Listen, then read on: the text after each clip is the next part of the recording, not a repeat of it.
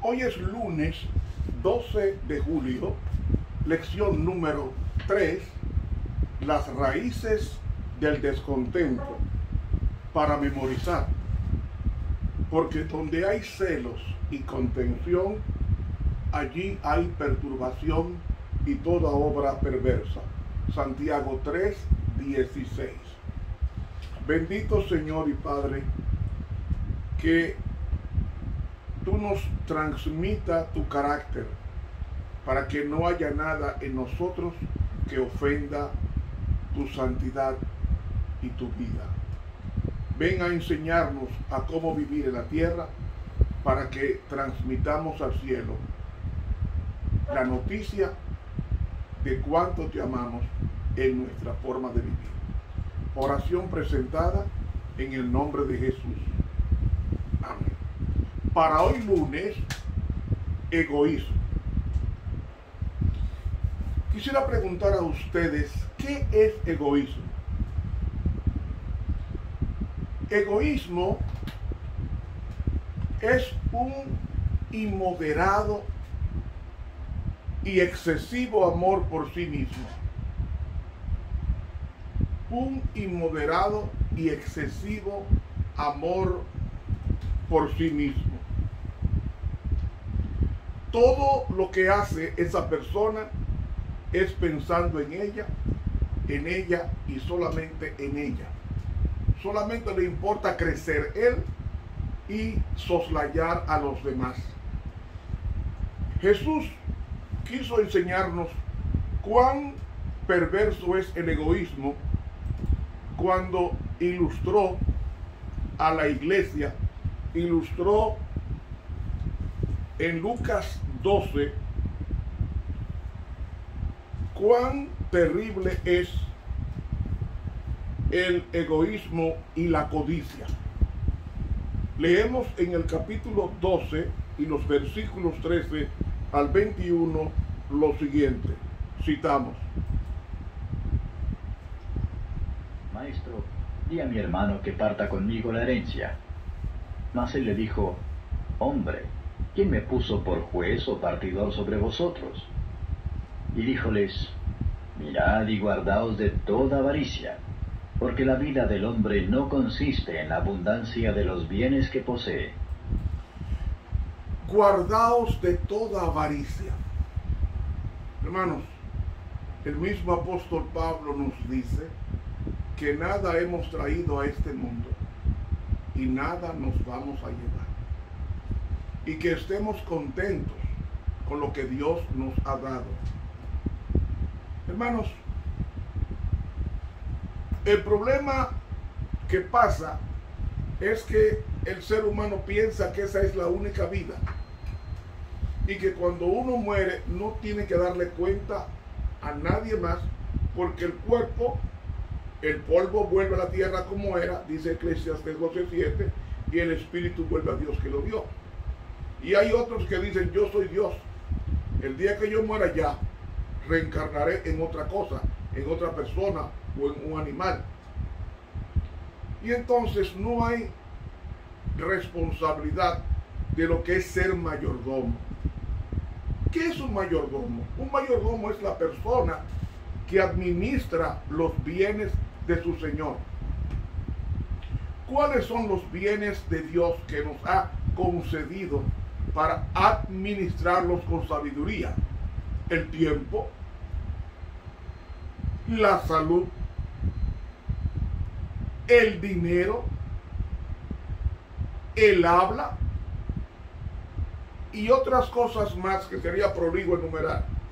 Y Dios nos dio o nos prestó esos dones para que nosotros seamos fieles administradores de las cosas suyas.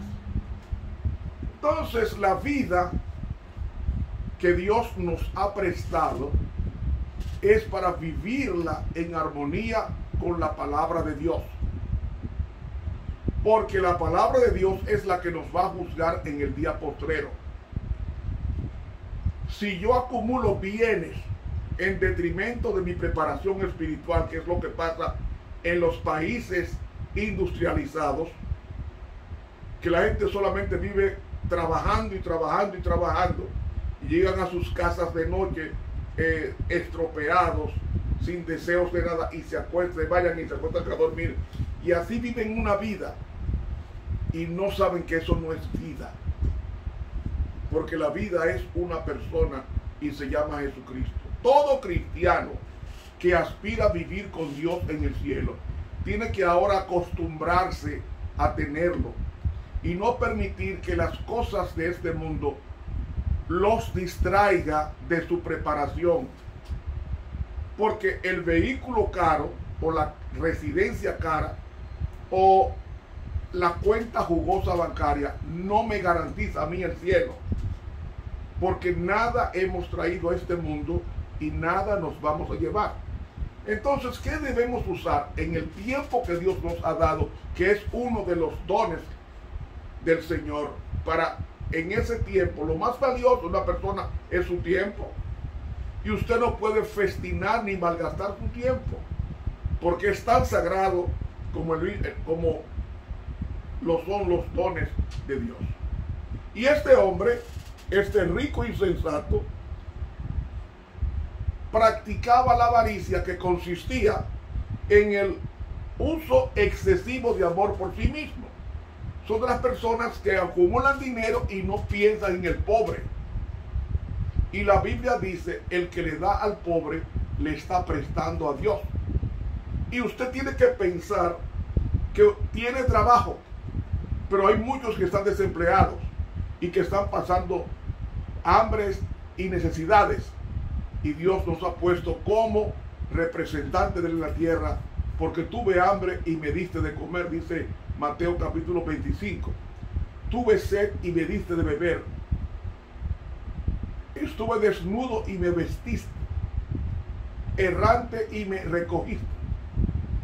Todo lo que hagamos a los demás es al mismo Señor que se lo estamos haciendo, sea bueno o sea malo. Pero dice la parábola: y refirióles una parábola diciendo: la heredad de un hombre rico había llevado mucho, y él pensaba dentro de sí diciendo: ¿qué haré? Porque no tengo dónde juntar mis frutos. Y dijo: esto haré, derribaré mis alfolíes y los edificaré mayores, y allí juntaré todos mis frutos y mis bienes. Y diré a mi alma: alma, muchos bienes tienes almacenados para muchos años, repósate, come, bebe, huélgate. Y díjole Dios: necio, esta noche vuelven a pedir tu alma, y lo que has prevenido, ¿de quién será? Así es el que hace para sí tesoro y no es rico en Dios. Hermanos, ¿por qué este hombre se perdió? No se perdió porque era rico, se perdió porque priorizó lo material, que era su riqueza, y a Dios lo puso en segundo lugar, y convirtió la riqueza o las riquezas que tenía, las convirtió en su Dios, el Dios mamón, el Dios dinero. Entonces le dice: muchos bienes tienes. ¿Cuál es la función de una persona muy rica? Pensar en el pobre, pensar en el necesitado, pensar en el enfermo, pensar en la viuda, pensar en el huérfano, y ayudar con parte de ese dinero a minimizar o a reducir el hambre en el planeta Tierra, asistiendo a los necesitados. Pero no, él dijo: no, tengo en mi casa 6 vehículos de lujo. Y si usted fuera a Dubái, se diera cuenta el boato de gente de dinero que visita ese lugar, donde es una exhibición del poder económico. Carros, vehículos de oro y de plata, que pueblan o que viven o que se mueven en las calles de Dubái. Habitaciones que cuestan en una noche $50,000. $50,000 por una noche. Y hay personas que botan eso, que despilfarran eso. Y el dinero, que es uno de los dones de Dios que nos ha concedido para que lo administremos sabiamente, se disipa, se malgasta en favor de los placeres y sobre todo los placeres egoístas. Ese amor, encienden un tabaco, un habano, lo encienden con un billete de dólar de 100 y encienden el tabaco con un billete de $100. Señores, hay que pensar que un día todos compareceremos ante el tribunal de Cristo y tendremos que dar cuenta de lo que hicimos con nuestra salud, lo que hicimos con nuestra vida, lo que hicimos en el cuerpo, lo que hicimos con la salud, lo que hicimos con el dinero, lo que hicimos con el tiempo, lo que hicimos con el habla, que es un don de Dios, que son cosas prestadas que Dios nos ha concedido para desarrollar el carácter de Cristo en nosotros. Por eso es que se requiere una disciplina de cada mañana levantarse a estudiar la palabra. Si yo no me levanto a las 4 de la mañana, el tiempo no me da, porque soy una persona muy ocupada.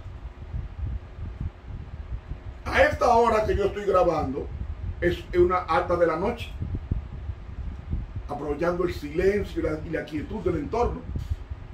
Pero si yo no lo hago así, no podré transmitir a los demás lo que yo no tengo. Y para hablar de Dios, yo tengo que estudiar sobre Dios en su palabra y pedir de su presencia para que me dé fluidez en el enfoque de la palabra de Dios.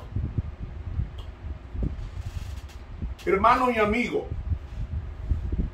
el mundo está lleno de egoístas, de personas que lo quieren todo para ellos. Pero aquí dice, alma, muchos bienes tiene, almacenado por muchos años. Repósate, come, bebe y alégrate. Este hombre reposaba en el dinero, no en Dios. Comía y bebía en base al dinero, no en base a la voluntad de Dios. Y se alegraba no en base a la presencia de Dios y la alabanza, sino se alegraba con las herramientas de placer pecaminoso, como lo es el alcohol, el cigarro y las drogas. La gente está alegre, pero es una alegría ficticia, porque cuando se va el efecto narcótico en la mente de la persona, cae en depresión y tiene que volver a usar la droga para sentirse feliz. Y todas estas cosas se pueden evitar si nosotros hacemos de Cristo el centro de nuestra alegría y el centro para comer mejor, para beber mejor, para vestir mejor y para descansar satisfechos en el Señor.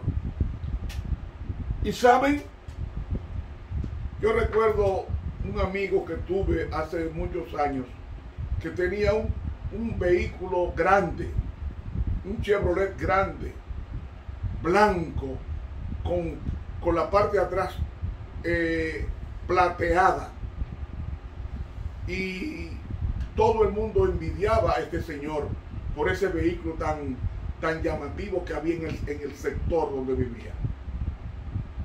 Sorpresa, amaneció muerto. ¿Qué hicieron con el vehículo? Bueno, el vehículo no cupo en el ataúd, hubo que regalarlo porque ni siquiera tenía hijos.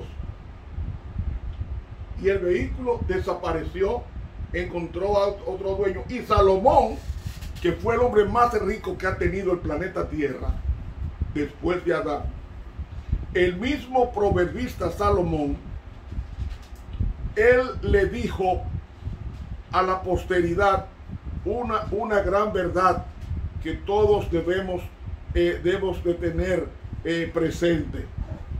Vanidad de vanidades, dijo el predicador, vanidad de vanidades, todo es vanidad. La palabra vanidad en el hebreo es vapor y se dice Hebel. La misma pronunciación para Abel, algo fugaz, algo neblinoso, algo que se iría pronto. Y él mismo dice en Eclesiastés 2, dice versículos 8 y 9 y 10, me allegué también plata, oro y tesoro preciado de reyes y de provincias, me hice cantores y cantoras y los deleites de los hijos de los hombres, instrumentos musicales y de todas suertes. Y fui engrandecido y aumentado más que todos los que fueron antes de mí en Jerusalén. A más de esto perseveró conmigo mi sabiduría. No negué a mis ojos ninguna cosa que deseara, ni aparté mi corazón de placer alguno, porque mi corazón gozó de todo mi trabajo, y esta fue mi parte de toda mi faena. Y entonces en el versículo 11, en la recapacitación, él dijo, miré yo luego todas las obras que habían hecho mis manos y el trabajo que tomé para hacerlas, y he aquí todo es vanidad y aflicción de espíritu y sin provecho debajo del sol. Hermanos, esto es la vida. Esto es la vida, nada hemos traído entonces a este mundo, ni nada nos vamos a llevar. Por tanto, no codiciemos, no seamos personas egoístas, personas con un excesivo amor por sí mismo, sino ama a tu prójimo como a ti mismo. Y amar a mi prójimo como a mí mismo significa estar pendiente de su comida, de su bebida, de su vestido. Si le falta para compartir, como dice Isaías, parte tu pan con el hambriento. Eso es evangelio. Y hermanos, saben, yo les digo la gran verdad. Dice la sierva de Dios en el libro Palabras de Vida, el Gran Maestro, en la página 201, explicando esta parábola del rico insensato. Por medio de la parábola del hombre rico, Cristo demostró la necesidad de aquellos que hacen del mundo toda su ambición. Este hombre lo había recibido todo de Dios.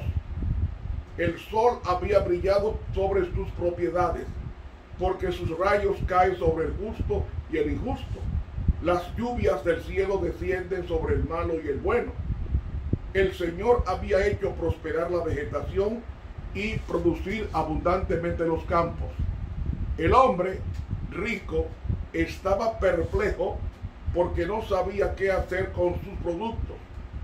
Sus graneros estaban llenos hasta rebosar y no tenía lugar en que poner el excedente de su cosecha. No pensó en el pobre, no pensó en Dios, de quien proceden todas las bondades.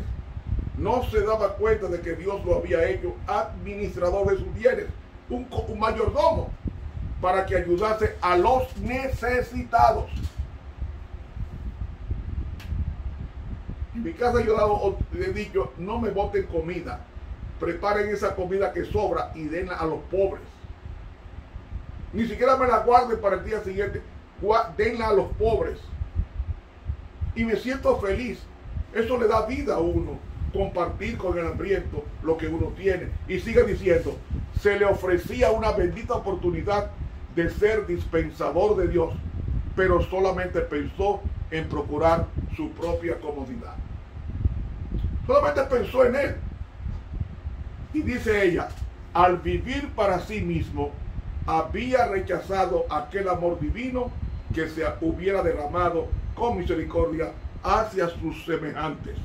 De esa manera, había rechazado la vida, porque Dios es amor y el amor es vida. Este hombre había escogido lo terrenal antes que lo espiritual, y con lo terrenal debía morir. Así es el que hace para sí tesoro y no es rico en Dios. ¿Y cómo es la persona rica en Dios? La persona es rica en Dios cuando parte el pan con el hambriento y al errante mete en casa. Eso es ser cristiano. Cristianismo significa amor, vivir la vida de Cristo. La palabra cristiano significa persona que hace lo que Cristo hizo.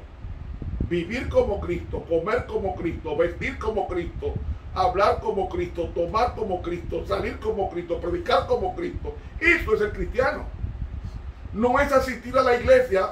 ¿Sabe por qué? Porque el diablo es el primero que asiste a la iglesia. El primero que, cuando la iglesia la abre, el primero que entra es Satanás. Y si lo duda, léase Lucas 4. Cuando Jesús predicó en Nazaret, según Lucas 4, del 16 en adelante, fíjense que los mismos hermanos de iglesia interrumpieron el sermón de Jesús y lo llevaron a un monte, a un precipicio para matar a Jesús. Una iglesia que había sido poseída por el demonio. Por el demonio. Así que ir a la iglesia no es conclusivo de que yo estoy bien, no. Y la iglesia es un lugar donde en forma social voy a expresar públicamente cuánto amo a Dios mediante la alabanza y la atención a la palabra de Dios en el mensaje. Pero en la misma iglesia, Satanás está presente. ¿Y a quién usa Satanás? A los que son egoístas, a los que piensan solamente en sí mismos y no piensan en el bienestar de los demás. Hermanos, he leído Palabras de Vida, Gran Maestro, página 201 de la Pluma Inspirada. Somos salvos por gracia, pero seremos juzgados por las obras. Usted escuchó, porque la fe sin obra es muerta, dice Santiago capítulo 3. La fe sin obra es muerta. Si yo creo en Dios, tengo que dar fruto de que yo creo en Dios. No hacerle daño a nadie porque yo voy a ser juzgado, ni hablar mal de nadie porque mis palabras están siendo tomadas en el cielo como parte de las evidencias en el juicio. Y eso hay que tenerlo presente. Por tanto, ella dice en el libro Mensajes Directos, tomo 1, en la página 94, oiga esta cita, hermanos: entre los que serán amargamente chasqueados en el día del cómputo final, o sea, en el día de ajuste de cuentas, estarán los que han sido externamente religiosos y que aparentemente han vivido vidas cristianas, pero el yo está entretejido en todo lo que hacen. Se enorgullecen de su moralidad, su influencia, su habilidad para ocupar puestos más elevados que los demás y su conocimiento de la verdad, pues creen que esos atributos les ganarán la alabanza de Cristo. Es decir, usted puede saber mucha Biblia, mucho griego bíblico, mucho hebreo bíblico, mucho arameo, y si usted ese conocimiento no se lo aplica a usted, está perdido. Lo que está diciendo ella aquí.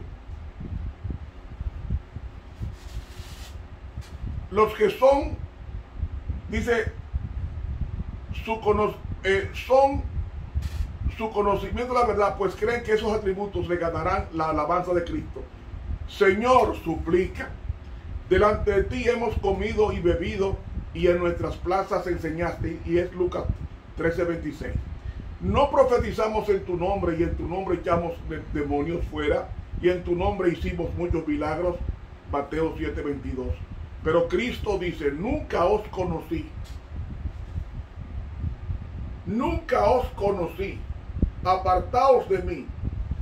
No todo el que me dice Señor, Señor, entrará en el reino de los cielos, sino el que hace la voluntad de mi Padre que está en los cielos. Mateo 7:21, citado en el libro Mensajes Directos, tomo 1, página 94. Y Pablo estaba convencido de que con tal que se lograse que los hombres consideraran el asombroso sacrificio realizado por la majestad del cielo, el egoísmo sería desterrado de sus corazones. Y dirige primeramente sus pensamientos a la contemplación del puesto que Cristo ocupaba en el cielo. Cuando miremos a Cristo, que era Rey de Reyes en el cielo, y se hizo hombre para morir por nosotros, no nos vamos a comportar de otra manera que como la que se comportó Cristo cuando vino a la tierra. Dejó su trono, las alabanzas, le dejó todo y vino a enseñarnos a vivir en la tierra como se vive en el cielo. En humildad, en total dependencia de Dios y en agradabilidad al Altísimo. Hermanos, Dios se encarnó y fue crucificado desnudo para enseñarte que la ropa no es necesaria, costosa, cuando necesitamos la mejor ropa de todas.